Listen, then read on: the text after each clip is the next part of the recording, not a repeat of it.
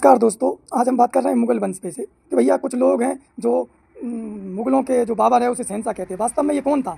भगोड़ा था? कौन था ये? इस 3 मिनट की वीडियो में इस विषय पे हम चर्चा करेंगे और मुग़लों की जो पर्दे डले हैं उन्हें हटाएंगे। नमस्कार दोस्तों, मेरा नाम है शिव कुमार मीना, मैं आप सबका स्वागत करता हूँ। अंत तक बने रहें और ये सच्चाई आप ज़रूर जानें। तो दोस्तों, बाबर एक लुटेरा भगोड़ा इंसान था जो फरगना का शासक था। इसके पिता की 12 साल में मृत्यु हो गई थी वर्तमान उज़्बेकिस्तान में, और इसके चाचा भतीजों ने इसे भगा दिया था।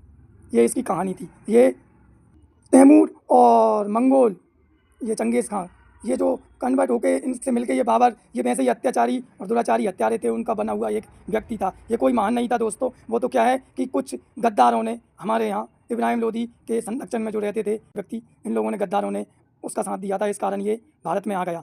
चूँकि इसे पता था कि भारत सोने की चिड़िया है, और तुमने देखा है भूखे नंगे लोग अपने पेट भरने के लिए चोरी या डकैती या कुछ भी करने के लिए तैयार होते हैं। ये भी अपने पेट भरने के लिए इसने सोचा चलो भारत पर लूटपाट करते हैं, और ये भारत आ गया। और इसी का साथ कुछ गद्दारों ने दे दिया। जैसे कि आज विवेक श्रीवास्तव जैसे लोग इन मुग़लों को क्या महान कहते हैं, जबकि ऐसा नहीं है।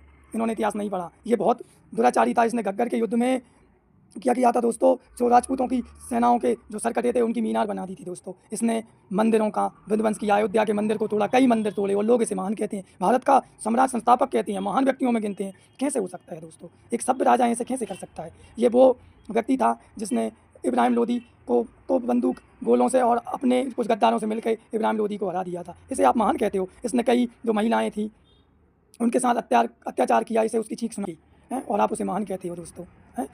हमारा भारत महान इसलिए कहलाता है क्योंकि हमारी जो परंपरा रही है वो सनातनी रही है। गुप्त काल में विक्रमादित्य जैसे राजा हुए, पृथ्वीराज चौहान जैसे राजा हुए, सम्राट अशोक हुए, महात्मा बुद्ध की धरती है ये, जैन धर्म की महावीर स्वामी की धरती है, शिवाजी की धरती है, महाराणा प्रताप की धरती है। ये कोई विदेशी लुटेरों की धरती नहीं है जिन्हें आप महान कहते हो। मैंने देखा टीवी पे विवेक श्रीवास्तव जैसे लोग उनका क्या करते हैं, गुणगान करते रहते हैं, जबकि ऐसा कुछ नहीं है दोस्तों। बाबर एक चोर, डकैत और निर्दयी पापी था। उसने खुद अपनी बाबरनामा में लिखा है कि भारत के लोग सुंदर नहीं है, बेकार हैं, गंदे हैं, भारत कोई देश अच्छा नहीं है। पर अच्छा नहीं है तो तू भूखे नंगे आदमी यहाँ आके तूने शासन क्यों किया? क्यों किया है? बाबरनामा में ये भारत की बुराई करता है और आप उसे महान कहते हो। हमारे भारतवर्ष की बुराई जो करे वो कैसे महान हो सकता है? तो दोस्तों, ये लुटेरा था, भगोड़ा था, और ये कन्वर्टेड 2 लोगों से मिलकर बना हुआ लुच्चा लफंगा व्यक्ति था। कोई महान नहीं था। ये 4 साल इसने शासन किया और आखिरी में इसकी मृत्यु कैसे हो गई थी आपको पता है?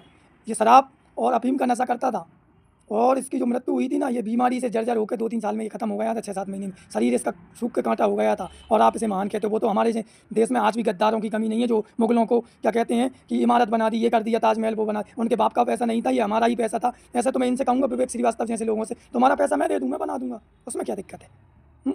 ये इनका पैसा नहीं था, टैक्स वसूला, इन लोगों ने कब्जा कर लिया ज़बरदस्ती, और बस हमारे ही पैसे से इमारत बना दी और कहते हैं ये महान थे।